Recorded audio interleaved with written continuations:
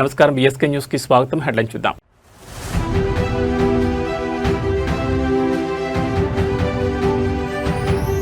Finance commission నిధుల దుర్వినియోగం, జగన్ 5 ఏళ్ల విధ్వంసకర పాలనపై కూటమి ప్రభుత్వం సంచలన వ్యాఖ్యలు.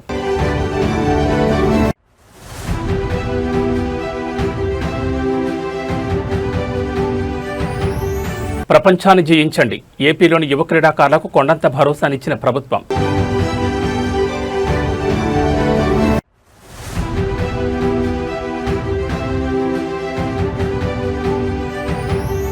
తుమ్మిడిహెట్టి బ్యారేజ్ ఎత్తు పెంపు, మహారాష్ట్రను ఒప్పించాలని కేంద్ర జలశక్తి మంత్రికి సీఎం రేవంత్ రెడ్డి విజ్ఞప్తి.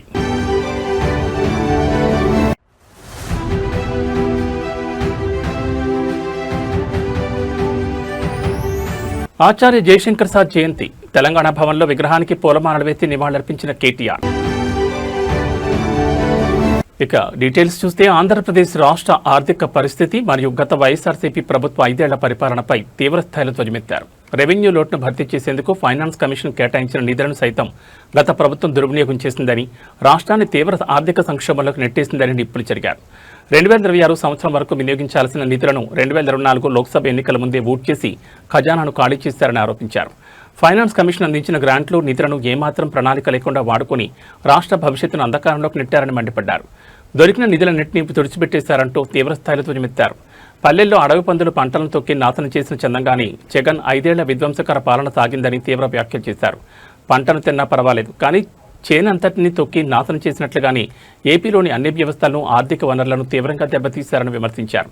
రాష్ట్రాన్ని తిరిగి అభివృద్ధి పథంలోకి తీసుకురావడం అగ్నిపరీక్షగా మారిందని స్పష్టం చేశారు.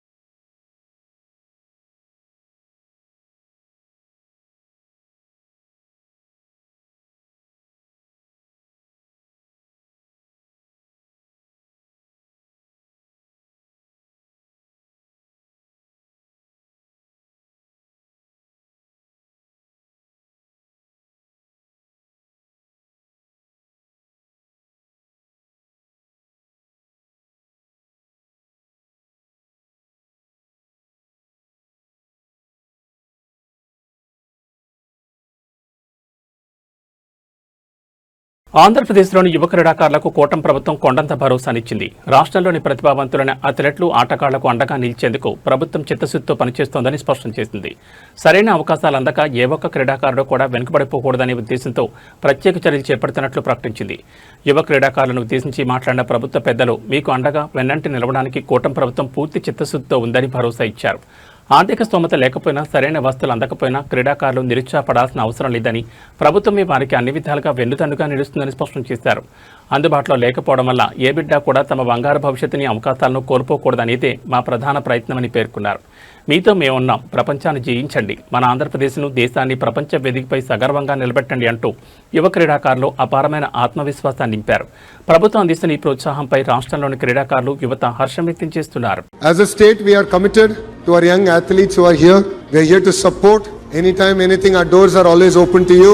The SAP chairman, Ravi Naidu, though has come out of university politics, understands the importance of sports, understands the vision of my chief minister.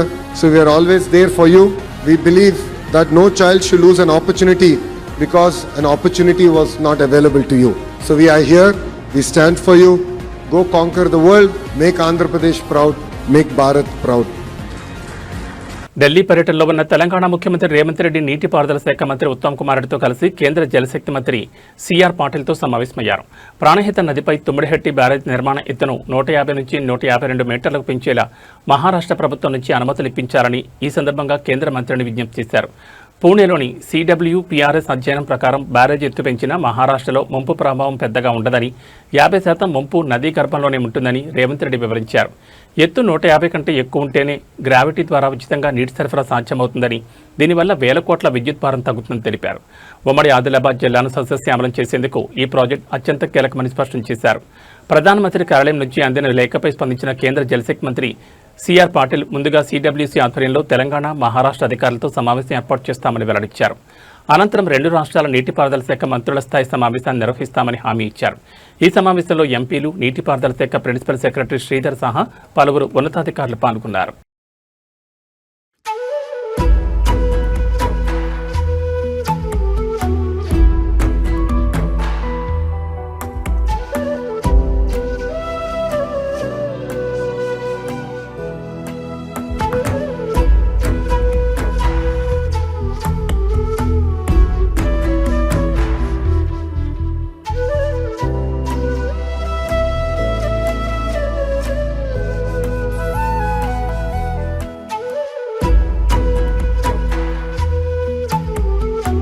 Telangana సిద్ధాంతకర్త Acharya professor Jayashankar sir జయంతి వేడుకలను బీఆర్ఎస్ పార్టీ ఘనంగా నిర్వహించింది.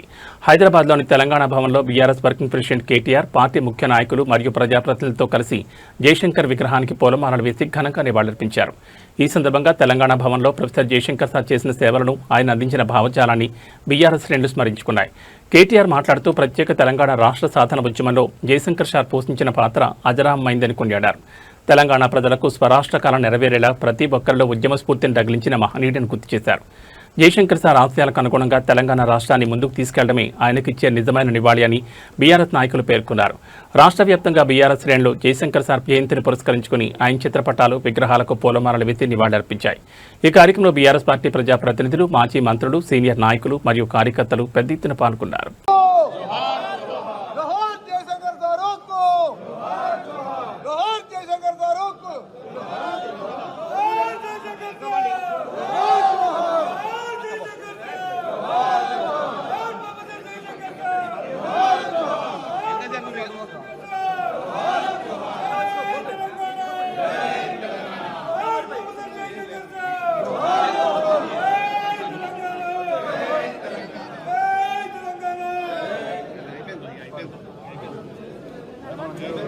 అర్ధరాత్రి వేళ ఆపదలో ఉన్న ఓ తల్లి బిడ్డకు కాంగ్రెస్ సీనియర్ నాయకుడు జగ్గారెడ్డి కొండంతనగానిచ్చారు.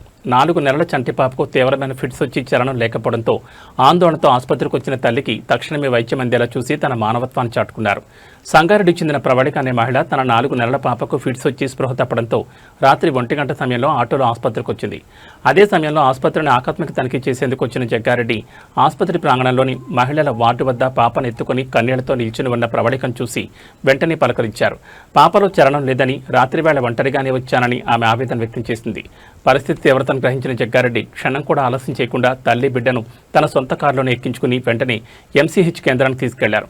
అక్కడి వైద్యులతో స్వయంగా మాట్లాడి పాపకు తక్షణమే అత్యవసర చికిత్స ప్రారంభమయ్యేలా చర్యలు తీసుకున్నారు. జగ్గారెడ్డి సమయస్ఫూర్తితో స్పందించడంతో పాపకు సకాలంలో వైద్యం అందింది. అర్ధరాత్రి వేళ ప్రజాప్రతినిధిగా జగ్గారెడ్డి స్పందించిన తీరుపై, చూపిన మానవత్వంపై స్థానికులు మరియు నెటిజన్లు ప్రశంసలు జల్లు కురిపిస్తున్నారు.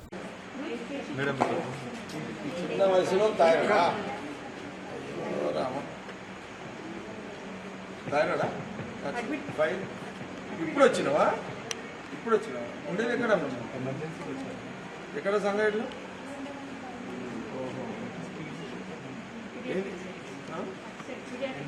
ఇక్కడ కాదా మరి? ఇక్కడ వచ్చింది అక్కడ అట్లా వీడికి ఎంత వచ్చినావు?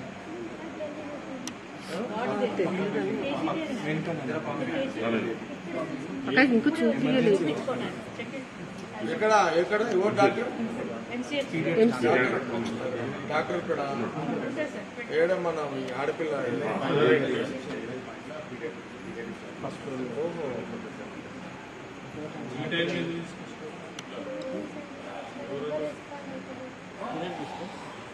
సరే చూద్దాం. అట్లా వస్తా నేను కూడా వస్తా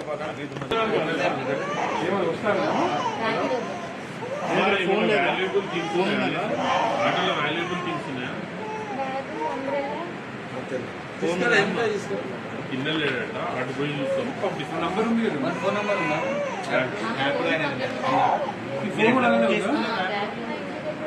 వాళ్ళ అత్తమ్మ. సరే ఓకే, మీ హస్బెండ్ వస్తారు. అందులో ఉందా నేను ఆ ఫోన్ నంబర్ చేసి ఫోన్ ఆటోలో ఉందా నంబర్ చూడండి ఆటోడు 9007292 డబల్ అర్చన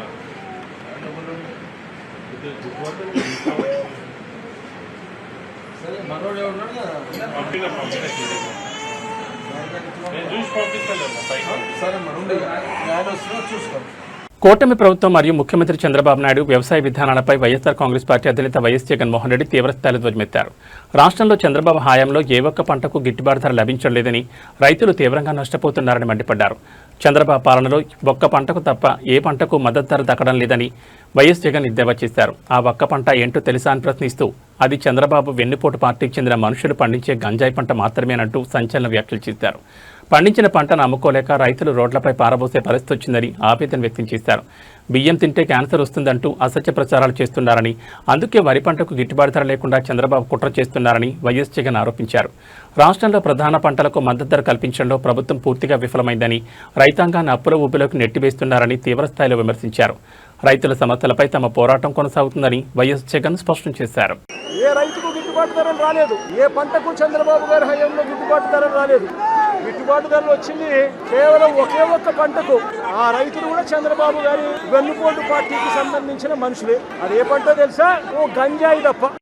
చంద్రబాబు నాయుడు గారు అంటాడు బియ్యం తింటే క్యాన్సర్ వస్తుందంట, కాబట్టి వరికి గిట్టుబాటు ధరలు రాకుండా డమాల్ చేసే కార్యక్రమం చేశాడు.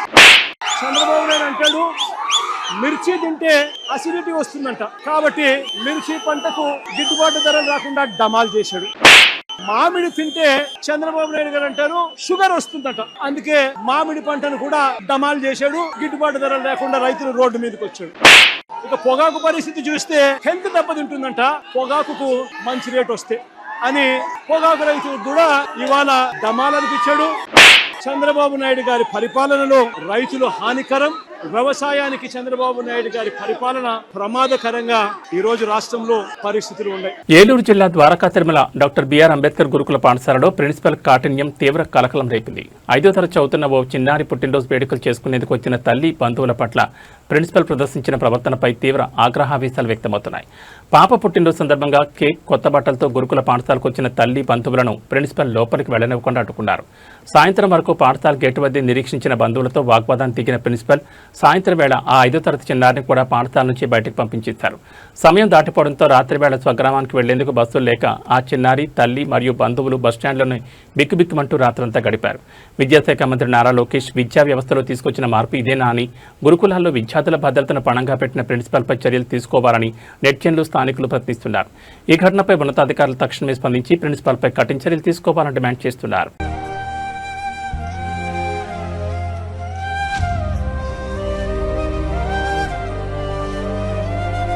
సమాజంలో మానవ సంబంధాలు ఎంతలా దిగజారిపోతున్నాయో తెలిపి ఒక హృదయ విదారకర సంఘటన ప్రస్తుతం సోషల్ మీడియాలో తీవ్రంగా వైరల్ అవుతోంది. పిల్లల భవిష్యత్ కోసం తమ జీవితమంతా దారపోసి రెక్కలు ముక్కలు చేసుకున్న ఒక తండ్రికి చివరికి వృద్ధాశ్రమే దిక్కైంది. చనిపోయిన తర్వాత కూడా ఆ తండ్రికి కనీస అంతిమ వీడ్కోలు చెప్పడానికి కన్న కూతురు రాలేకపోయిన వైనం అందరినీ కలిచివేస్తోంది. సమాజంలో మానవ సంబంధాలు ఎంతలా దిగజారిపోతున్నాయో తెలిపే ఒక హృదయ విదారకర సంఘటన ఇది. పిల్లల భవిష్యత్ కోసం తమ జీవితమంతా ధారపోసి రెక్కల ముక్కలు చేసుకున్న ఒక తండ్రికి చివరికి వృద్ధాశ్రమే దిక్కైంది. చనిపోయిన తర్వాత కూడా తండ్రికి కనీస అంతిమ వీడ్కోలు చేయడానికి కూడా కూతురు రాలేకపోయింది. తండ్రి భౌతికాయం ముందు కనీసం బాధపడకపోగా అంత్యక్రియలు ఎప్పుడు ముగుస్తాయంటూ ఆ కూతురు అడిగిన తీరుపై నెటిజన్లు తీవ్ర ఆగ్రహం వ్యక్తం చేస్తున్నారు. పాఠాలు నేర్పిన తండ్రి పట్ల ఈ స్థాయి నిర్ణయం ప్రదర్శించడం మానవత్వానికే మచ్చని సోషల్ మీడియా వేదికగా మండిపడుతున్నారు. పాశ్చాత్య సంస్కృతిలో మునిగిపోయి కన్నవారిని మర్చిపోతున్న తీరుపై చర్చలు జరుగుతున్నాయి. కన్నవారిని వృద్ధాశ్రమాల్లో వదిలేసి కనీస బాధ్యత మర్చిపోతున్న వారి వైఖరిపై సమాజం తీవ్రంగా ఆలోచించాల్సిన అవసరం ఎంతైనా ఉంది.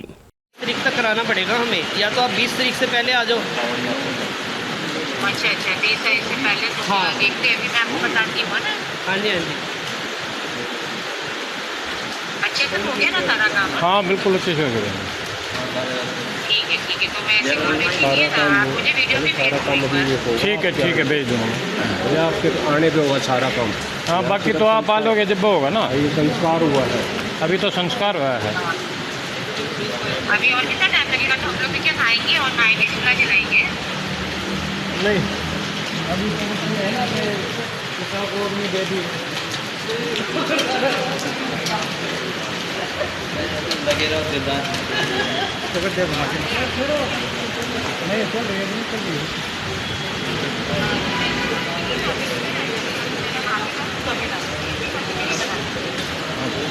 बस 10-15 मिनट में हो जाएंगे हाँ हाँ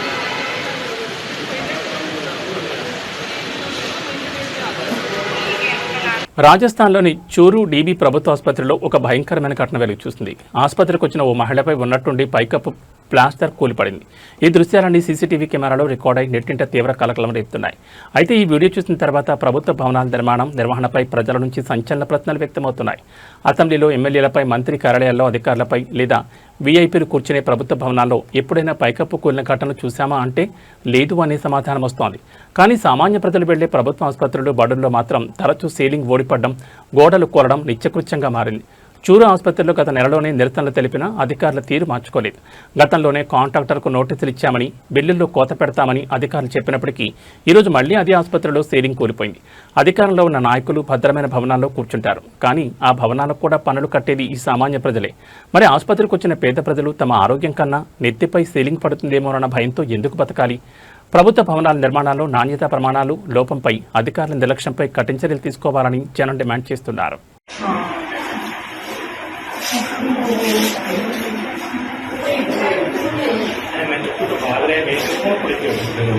తూర్పుగోదావరి జిల్లా రాజమండ్రిలో అత్యంత దారుణమైన సంఘటన వెలుగు చూసింది. స్వల్ప వివాదాన్ని మనసులో పెట్టుకుని మద్యం మత్తులో ఇద్దరు యువకులు క్రూరత్వానికి తెగబడ్డారు.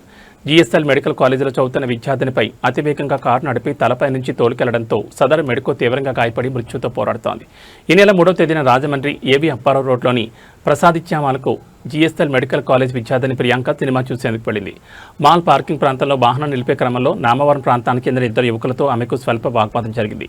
దీంతో ఆగ్రహానికి గురైన యువకులు ఆమె స్కూటీపై తిరిగి వెళ్తుండగా అతివేగంగా కారుతో వెనక నుంచి ఢీకొట్టారు. కింద పడిపోయిన ప్రియాంక తలపై నుంచి కారును పోనిచ్చి రాక్షసంగా ప్రవర్తించారు. స్థానికులు వెంటనే స్పందించి ఆమెను ఆసుపత్రికి తరలించగా మెరుగైన చికిత్స కోసం హైదరాబాద్ తరలించారు. ప్రస్తుతం ప్రియాంక బ్రెయిన్ డెడ్ అయినట్లు వైద్యులు నిర్ధారించారు. మద్యం మత్తులోని నిందితులు ఈ ఘాతకానికి పాల్పడినట్లు గుర్తించిన ప్రకాష్ నగర్ పోలీసులు కేసు నమోదు చేసి ఆ ఇద్దరు యువకులను అదుపులోకి తీసుకున్నారు. మద్యం మత్తులో ఉన్మాదుల్లా ప్రవర్తించిన ఆ నిందితులను కఠినంగా శిక్షించాలని బాధితురాలి కుటుంబ సభ్యులు, తోటి విద్యార్థులు డిమాండ్ చేస్తున్నారు.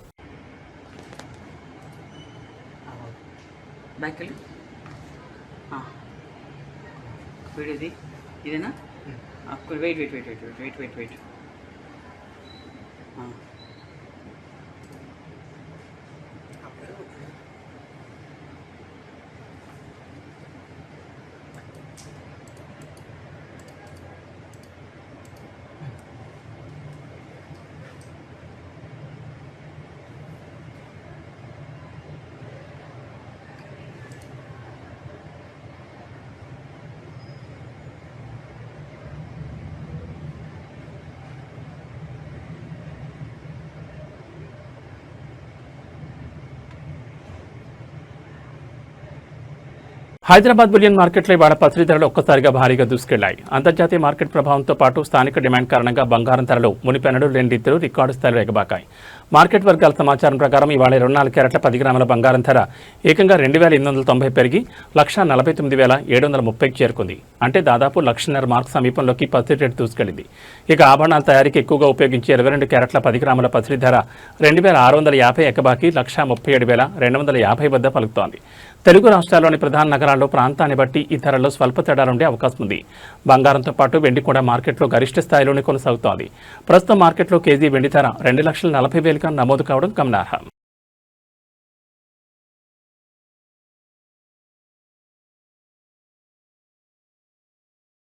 ఆంధ్రప్రదేశ్ రాష్ట్రంలో వాతావరణం ఒక్కసారిగా మారిపోయింది. ఉపరితల ఆవర్తన ప్రభావంతో రాష్ట్ర వ్యాప్తంగా పలు జిల్లాల్లో కుండపోత వర్షాలు కురుస్తున్నాయి.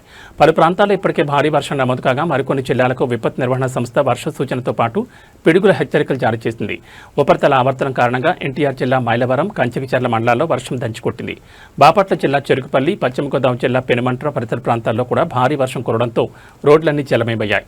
వాగులు, వంకలు ఉప్పొంగి ప్రవహిస్తుండటంతో వాహనదారులు, స్థానిక ప్రజలు రాకపోకలకు తీవ్ర అవస్థలు పడుతున్నారు.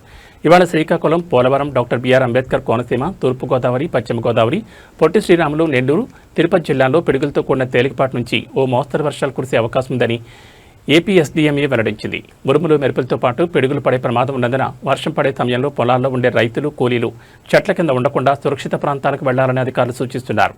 మరో 2 రోజుల పాటు వర్షాలు కొనసాగే అవకాశం ఉన్నందున ప్రజలందరూ అప్రమత్తంగా ఉండాలని వాతావరణ శాఖ స్పష్టం చేస్తోంది.